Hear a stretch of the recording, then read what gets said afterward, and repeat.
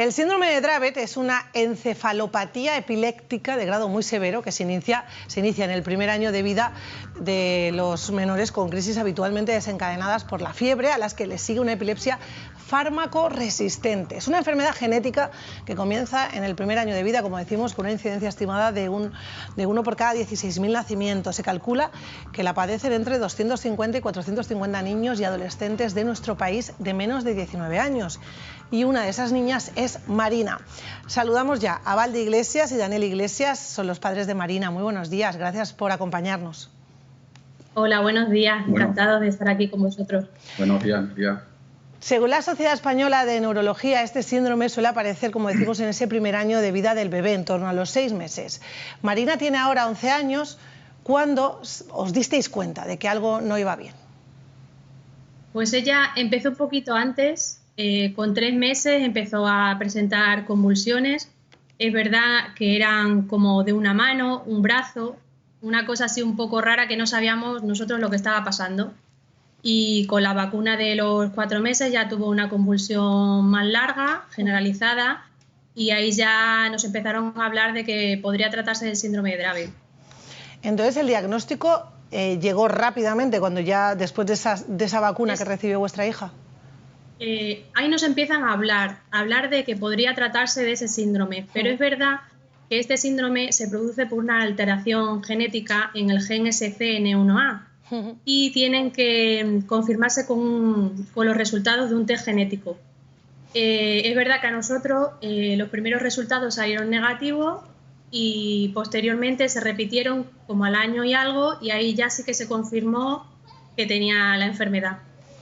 Daniel, ¿cómo recuerdas ese momento de conocer, de tener ya el diagnóstico con el nombre de lo que le pasaba a tu hija? Bueno, es un momento muy difícil. Cuando te dan el nombre de la enfermedad, pues no sabes lo que estás contando. Es que la palabra, o sea, es una enfermedad rara y al final es que no conoces nada, ¿no? Es que lo recuerdo como, es una pregunta un poco difícil de contestar, porque es que yo no me encontraba en ese momento cuando dieron la información, no me encontraba en la consulta, ¿no? Estaba trabajando y fue mi mujer que me llamó y me dijo la noticia por teléfono. Y bueno, me puse atacado porque no sabía de lo que me estaban hablando. Yeah. La colgué, recuerdo que me puse a mirar por internet, era una locura. Mucho miedo, se siente mucho miedo ante lo desconocido. Sobre todo esa falta de información, ¿no? El no saber de lo que nos están hablando. Decía Daniel que no estaba en la consulta, pero sí recuerdas perfectamente, ¿no?, ese momento, esa llamada de tu mujer. ¿Cuáles son las principales dificultades a las que se tiene que enfrentar Marina y vosotros como padres? Bueno, el mayor problema que tiene esta enfermedad son las crisis convulsivas, que en este caso pues que son prolongadas y muy frecuentes, y ese es el mayor problema. Luego, el día a día, pues bueno, sabemos que tiene retrasos en todos los aspectos, retrasos motores, retrasos cognitivos, retrasos al habla. Bueno, el día a día, simplemente levantarse por la mañana. Marina es muy dependiente, dependiente de las 24 horas. Las dificultades son durante todo el día, incluso la noche, que es que hay que estar con ella. De hecho, bueno, no pasa una noche sola, nos vamos turnando y nos tenemos que echar con ella porque puede tener una convulsión en cualquier momento.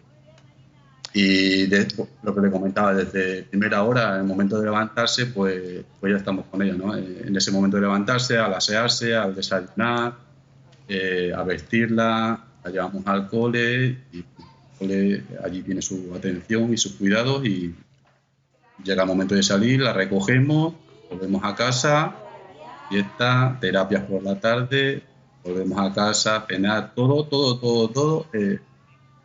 Tenemos que estar con ella, o sea que es dependiente en todo momento. En casa es verdad que la dejamos que sea un poco autónoma.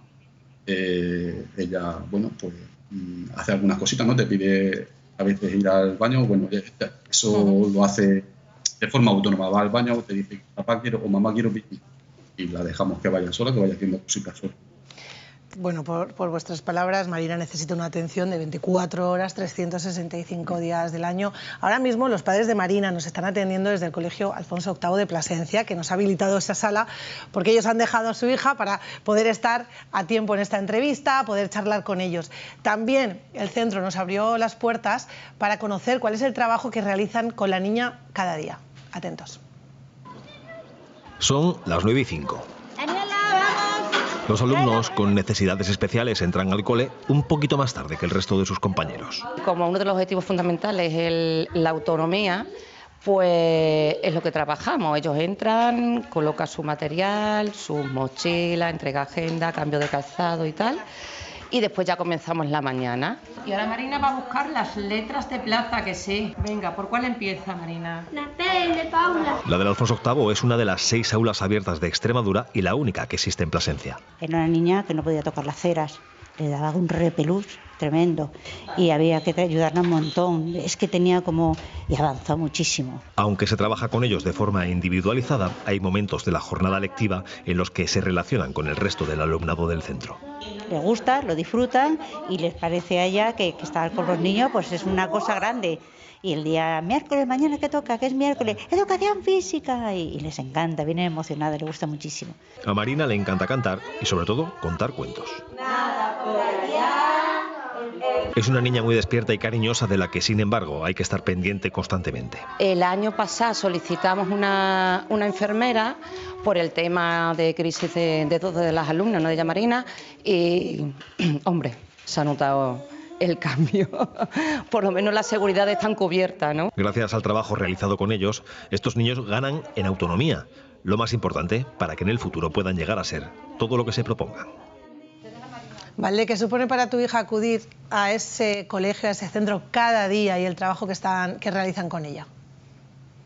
Pues Marina va feliz cada día. Es la verdad que lo mejor que nos ha podido pasar, tener la suerte de poder contar con el aula abierta y con las profesoras, que desde aquí les doy las gracias porque es eso, que tenemos muchísima suerte y ella, pues eso, avanza a su ritmo, va consiguiendo sus cositas y lo más importante de todo es eso, es que ella es feliz con lo que hacen allí.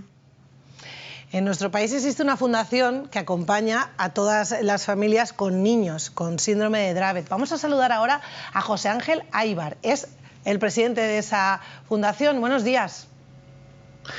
Buenos días, muchas gracias por esta invitación. Tan repentina. Uno de los objetivos que busca precisamente su fundación, el trabajo que realizan, es encontrar la cura para el síndrome de Dravet a través de la investigación. ¿Creen que esta enfermedad está poco visibilizada? Totalmente. Yo creo que sí, ¿no? El síndrome de Dravet es una enfermedad rara, se da, ya lo habéis comentado, ¿no? En 1 de cada 16.000 casos, y ello implica pues una falta de visibilidad, ¿no? Es por ello que en nuestra fundación uno de los pilares principales en los que trabajamos es visibilizar y concienciar sobre esta enfermedad rara, sobre prácticamente las dificultades y los retos a los que las familias que convivimos con el síndrome de Dravet nos enfrentamos en nuestro día a día. ¿Y qué supone ese desconocimiento? Porque estamos hablando de una enfermedad rara, pero también es cierto que quizá dentro de las enfermedades raras hay algunas que se conocen más que otras. ¿Qué supone que no se conozca tanto lo que tiene que ver con el síndrome de Dravet? Pues algo que impacta directamente a los pacientes y a las familias con síndrome de Dravet y respecto a la falta de conocimiento es la falta de diagnóstico, ¿no? Nos encontramos en muchos casos a familias que tardan años y años en recibir su diagnóstico, ¿no?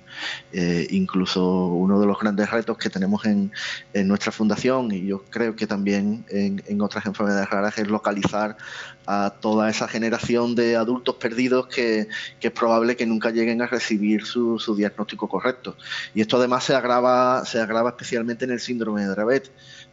Como habéis comentado, uno de los síntomas característicos del síndrome de Dravet es las crisis epilépticas, la epilepsia, pero sin embargo hay una serie de fármacos antiepilépticos que están totalmente contraindicados para el síndrome de Dravet, lo cual implica que bueno, que pacientes que tienen síndrome de Dravet y no tienen el diagnóstico correcto, pues se ven expuestos a estos fármacos, agravando o exacerbando aún más los síntomas, ¿no?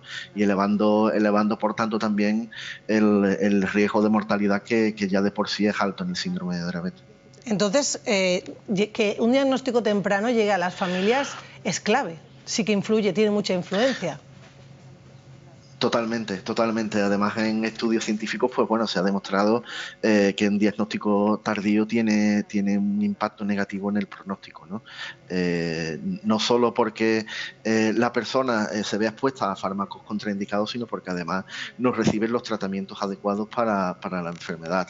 Además, desde un punto de vista social, pues bueno, pues también tiene ciertas implicaciones, ¿no? El síndrome de Dravet es una enfermedad rara, grave, severa y crónica, pues implica que haya ciertas ayudas para las familias y personas con síndrome de Dravet, ¿no? Como puede ser la reducción de jornada por cuidado con el menor con enfermedad grave. El hecho de no tener el diagnóstico, pues bueno, también también evitaría que las familias se pudieran acoger a este tipo de ayudas. Con lo cual, bueno, yo creo que el impacto de la falta de diagnóstico va más allá del aspecto médico, clínico, e impacta también en toda la familia. ¿Ustedes creen que con más investigación el síndrome de Dravet podría llegar a ser curable? Totalmente. Sin investigación no hay futuro. Y yo creo que esto es algo que, independientemente de los partidos que nos estén gobernando, de un color o de otro, deberíamos recordar siempre. Sin investigación no hay futuro y es clave, necesario y principal que se incrementen los recursos para potenciar la investigación de condiciones raras como el síndrome de Dravet. Tenemos la suerte, o la relativa suerte, de que el síndrome es una enfermedad que está relativamente bien caracterizada. Se conoce que se debe a una mutación en un gen concreto, el gen SCN1A, que codifica los canales de sodio en el cerebro, con lo cual, bueno, si logramos que esa disfunción se corrija, pues bueno, se podría eventualmente curar la enfermedad o ayudar a que algunos de los síntomas se pudieran revertir. ¿Cuál es la principal reclamación que ponen ustedes sobre la mesa a todas las administraciones?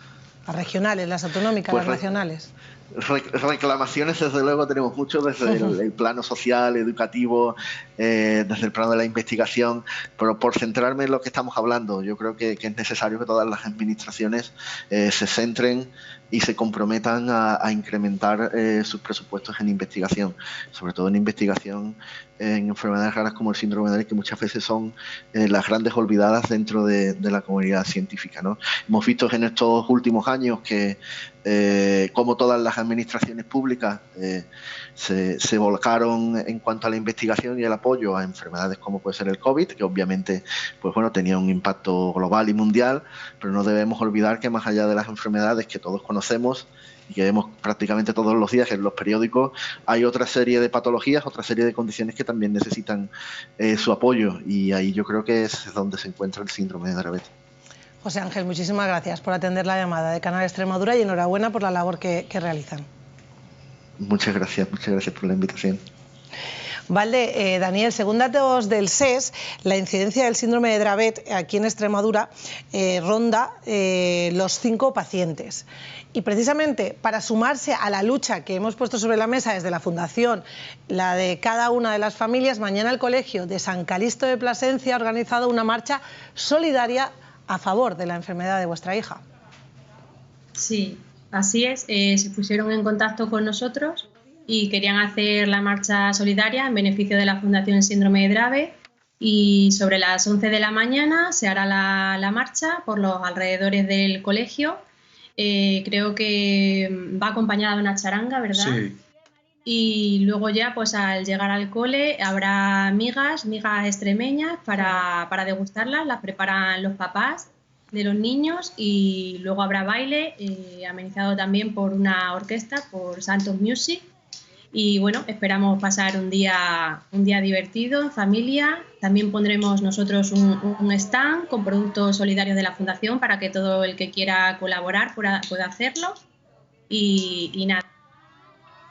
Uy, se nos ha ido justo el directo. Bueno, pues me despido. Valde, Daniel, muchísimas gracias por compartir su experiencia. A todos ustedes, esta mañana cerca de Plasencia, acudan a ese colegio de San Calixto para colaborar para esa fundación del síndrome de Dravet.